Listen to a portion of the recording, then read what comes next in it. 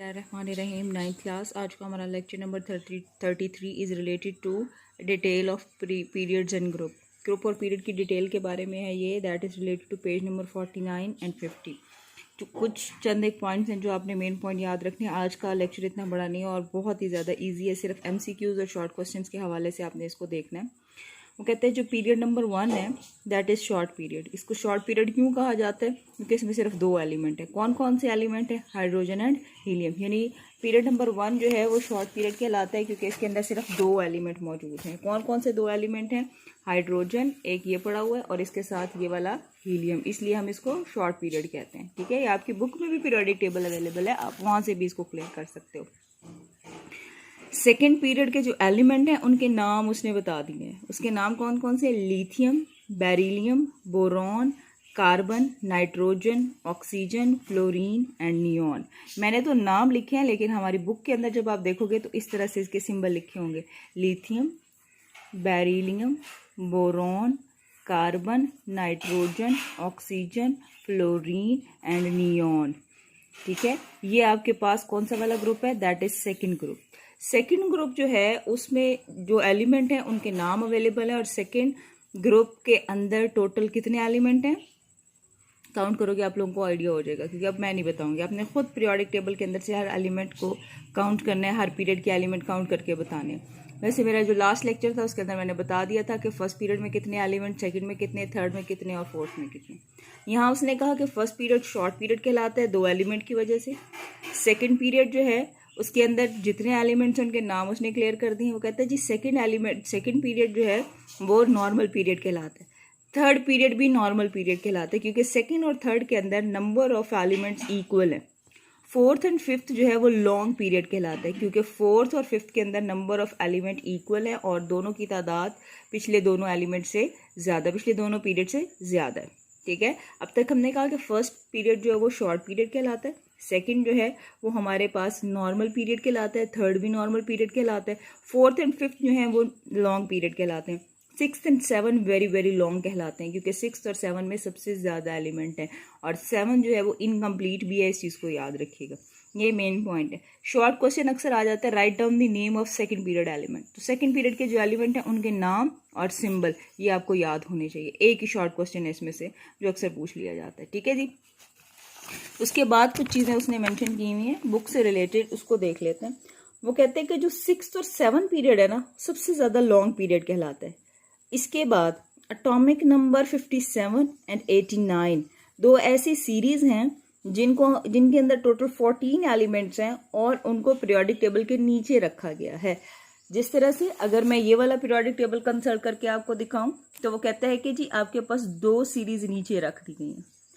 इस सीरीज का जो पहला एलिमेंट है इसका एटॉमिक नंबर 57 है और जो इसके नीचे पड़ा हुआ है वो कहते हैं कि जी इसका एटॉमिक नंबर हमारे पास 89 है। ये दोनों सीरीज हिस्सा किसके हैं? ये दोनों सीरीज हिस्सा हैं जी 6 और 7 पीरियड के, इसीलिए तो ये सबसे ज़्यादा लॉन्ग पीरियड कहलाता है। अगर आप अपनी बुक से कंसल्ट कर लो तो और ज़्यादा इजी हो जाएगा। ये दोनों, एक का नाम उसने लेंथेनाइड रखा है और दूसरे का नाम जो है वो एक्टिनाइड रखा है। These 2 series are the part of 6 and 7 period. Lanthanide हिस्सा है 6 पीरियड का, एक्टिनाइड हिस्सा है 7 पीरियड का। ठीक है, अब सवाल ये पैदा होता है कि इन दोनों को अलग क्यों रखा गया? ये तो पीरियोडिक टेबल के हिस्से थे, ये पीरियोडिक टेबल के ही एलिमेंट हैं, तो इनको हमने पीरियोडिक टेबल के अंदर क्यों नहीं रखा? Due to the deformation of periodic table. क्या था? Normal periodic table to keep in a manageable and presentable form. उसने बड़ा अच्छा यहाँ पर क्लियर कर दिया। वो कहते हैं कि जी हमने नॉर्मल पीरियोडिक टेबल को मैनेजेबल बनाना था और प्रेजेंटेबल फॉर्म में लेकर आना था। अगर हम इन दोनों एलिमेंट्स को उठा के इसके अंदर रख दें तो ये दोनों बाहर निकल जाते और एलिमेंट ज़्यादा होने की वजह से जो पीरियोडिक टेबल है उसकी जो शेप है वो ख़राब हो जाती। तो शेप ख़राब ना हो और ये प्रेजेंटेबल लगे, अच्छा खूबसूरत लगे, इस वजह से हमने 2 सीरीज़ को उठा के नीचे रख दिए। जो ऊपर वाली सीरीज है दैट इज लेंथेनाइड, उसका ताल्लुक 6 पीरियड से है। जो नीचे वाली सीरीज है दैट इज एक्टिनाइड, उसका ताल्लुक 7th पीरियड से है। इसीलिए हम 6 और 7 पीरियड को लॉन्गेस्ट पीरियड कहते हैं और इनकम्प्लीट भी कहते हैं। 7th पीरियड को इनकम्प्लीट कहा जाता है। क्लियर हो गया? Now all the periods except the first period, हर पीरियड सिवाय पहले पीरियड के स्टार्ट विद अल्कली मेटल, उसका स्टार्ट मेटल से होगा और एंड नोबल गैस से होगा। ये जो आपके पास फर्स्ट पीरियड है ये वाला, इसको छोड़ के सेकंड पीरियड का पहला मेंबर मेटल है, और अगर आप इस तरफ चलते जाओ और जहाँ ये एंड होगा वो नोबल गैस है। हर पीरियड में ऐसे ही होगा, स्टार्ट पहले को छोड़ के, स्टार्ट मेटल से और एंड नोबल गैस से, स्टार्ट मेटल से एंड नोबल गैस से। इसी तरह से फोर्थ में भी स्टार्ट मेटल होगा and noble gas, start metal and noble gas. Clear हो गया। वो ये कहता है कि पीरियोडिक टेबल के अंदर एलिमेंट्स को अरेंज करते हुए पहला एलिमेंट फर्स्ट पीरियड के अलावा मेटल होता है और लास्ट वाला एलिमेंट जो है वो नोबल गैस होते हैं। ये ऑब्जर्व किया गया है कि नंबर ऑफ एलिमेंट किसी भी पीरियड के अंदर इलेक्ट्रॉन की बेस पे हैं। अगर आप ध्यान से देखोगे तो आपको आइडिया हो जाएगा। हमने जो शेल और सब शेल के अंदर इलेक्ट्रॉनिक कॉन्फ़िगरेशन की थी तो मैंने आपको बताया था कि पहले शेल में 2 इलेक्ट्रॉन आते हैं, दूसरे में 8 आते हैं, तीसरे में 18 आते हैं, फिर 32 आते हैं।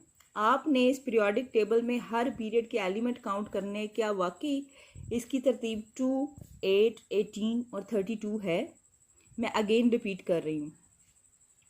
आप सब ने पीरियोडिक टेबल पेज नंबर 48 पे अवेलेबल है, उसको खोल के उसके एलिमेंट को काउंट करना है पीरियड्स के अंदर। क्या पीरियड्स के अंदर एलिमेंट की तादाद 2, 8, 18 एंड 32 है? ये हमारे पास इलेक्ट्रॉनिक कॉन्फ़िगरेशन की बेस पर दी गई है। ठीक है जी, ये पीरियड्स के हवाले से कुछ बातें थी। नाउ लेट्स सी के ग्रुप के हवाले से वो हमें क्या बातें क्लियर करता है। इंतहाई आसान है, आज का लेक्चर कोई टफ नहीं है। वो कहते हैं जो ग्रुप है, अब हमने ग्रुप को कैसे डिस्कस करना है, ग्रुप को हम ऊपर से नीचे की जानिब पढ़ेंगे। ठीक है, फर्स्ट ग्रुप के एलिमेंट जो है उनके नाम उसने मेंशन किए हुए, hydrogen, lithium, sodium, potassium, rubidium and francium.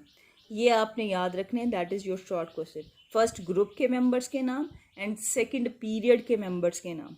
ठीक है, इसी तरह से वो आपसे कहते हैं कि आपके पास ग्रुप के अंदर नंबर ऑफ एटम जो हैं वो यानी इंक्रीजिंग एटॉमिक नंबर की बेस पे आ रहे हैं, तो इनकी इलेक्ट्रॉनिक कॉन्फ़िगरेशन हमेशा सेम होगी। ग्रुप के अंदर वैलेंस शेल की इलेक्ट्रॉनिक कॉन्फ़िगरेशन सेम होती है, इसी वजह से हम इनको फैमिली का नाम दे देते हैं। ठीक है, groups is also called families. Group को हम दूसरा नाम क्या देते हैं? फैमिली। क्यों देते हैं? Because they show same valence shell electronic configuration. हमारे पास 2 तरह के ग्रुप हैं, एक नॉर्मल ग्रुप्स कहलाते हैं, दूसरे ट्रांजिशन ग्रुप्स कहलाते हैं। Group 1 and 2 13 to 17 contain normal elements, 1 and 2 और उसके बाद 13 to 17। अगर आप अपनी बुक के हवाले से देखो 1 एंड 2 ये दोनों ग्रुप और फिर 13 से लेकर 17 ये वाले जो ग्रुप है ये नॉर्मल ग्रुप कहलाएंगे। लिखा हुआ है उसने आपकी बुक में, आप उसको बड़े ध्यान से देखिएगा, ये एमसीक्यूज अक्सर आ जाता होता है। ठीक है, उसके बाद वो कहता है कि हमारे पास जो एक्स्ट्रा ग्रुप बच जाते हैं उनको हम 3 to 12 जो बच जाएं, जो दरमियान में हैं, that is called transition element. उनको हम ट्रांजिशन एलिमेंट्स कहते हैं। ग्रुप 17 इज कॉल्ड हैलोजन, क्योंकि इसके वैलेंस शेल के अंदर 7 इलेक्ट्रॉन होते हैं। हैलोजेंस कौन से होते हैं? Salt forming compound. यहाँ एक वर्ड उसने लिखा है, that is halogen, that is salt forming. इनसे नमक बनाया जा सकता है, सॉल्ट फॉर्म। ग्रुप के बारे में फिर से बता दूं, फर्स्ट ग्रुप के मेंबर के नेम उसने बता दिए। फिर उसने कहा है कि ग्रुप्स को हम फैमिली का नाम दे सकते हैं because all the group show their same valence shell electronic configuration. और यहाँ एक और बात भी याद रखिए, all the group element show same chemical properties, इसलिए हमने इसको क्या नाम दिया? फैमिली का। Group 1 and 2 13 and 17 is called normal groups. Normal group के एलिमेंट्स कहलाते हैं ये। और ग्रुप 17 के एलिमेंट्स को हैलोजेंस कहा जाता है because they salt forming compounds. इनके वैलेंस शेल में 7 इलेक्ट्रॉन होते हैं। जिस ग्रुप का जो नंबर होगा उसके आखिरी शेल में, सबसे आउटर मोस्ट शेल में उतने ही इलेक्ट्रॉन होंगे। ग्रुप 3 to 12 जो दरमियान वाले हैं, 3 to 12 कौन से हैं? ये, दैट इज कॉल्ड 3 यहाँ से शुरू होगा यहाँ तक, that is called transition element या हैवी मेटल्स। ये सारी मेटल्स हैं। ठीक है जी। इसके बाद उसने कुछ एलिमेंट्स और उनकी एटॉमिक नंबर के साथ इलेक्ट्रॉनिक कॉन्फ़िगरेशन दे दिए, ये जनरल है, इसको जस्ट आप लोगों ने देख लेना है और कुछ नहीं है। इन सारी चीज़ों के बाद आज का आपका टास्क है सॉल्व दी टेस्ट योरसेल्फ 3.3। 3.3 को आपने सॉल्व करना है, नीट नोटबुक के ऊपर आप इसको सॉल्व करोगे। इंतहाई आसान है, मुश्किल नहीं है। 9th class 3.3 self assessment solve करते हुए आपने पीरियोडिक टेबल को सामने रखना है। बहुत सारी चीज़ें आपको पीरियोडिक टेबल से मिलेंगी क्योंकि पीरियोडिक टेबल आपका सिलेबस का हिस्सा है। सारा तो हम याद नहीं करेंगे, लेकिन चंद एक चीज़ें जो हैं जो उसने इसमें पूछी हुई हैं वो आप क्लियर करोगे। ठीक है जी, इसको बड़े ध्यान से देखिएगा, इंतहाई आसान है, कोई मुश्किल नहीं है। पीरियड्स के नाम, short period, long period, very long period, ये सारी चीज़ें उसने यहाँ मेंशन कर दी हैं। नंबर ऑफ एलिमेंट भी मेंशन किए हैं और उनके एटॉमिक नंबर भी मेंशन किए हैं। ये MCQs पॉइंट ऑफ व्यू से आपने याद रखना है, बुक में मौजूद किसी भी चीज़ को इग्नोर नहीं करना, ये MCQs पॉइंट ऑफ व्यू से आप याद रखोगे। ठीक है जी, बाकी सारी चीज़ें आप बड़े ध्यान से देख के टेस्ट योरसेल्फ 3.3 सॉल्व करोगे। जो बच्चे पीरियोडिक टेबल खोल कर नहीं करेंगे उनसे 3.3 सॉल्व नहीं होगी। इंतहाई आसान है, इसलिए आपको पीरियोडिक टेबल को सामने रख के चीज़ों को सॉल्व करना है। ठीक है बेटा, ओके जी, good luck and thank you.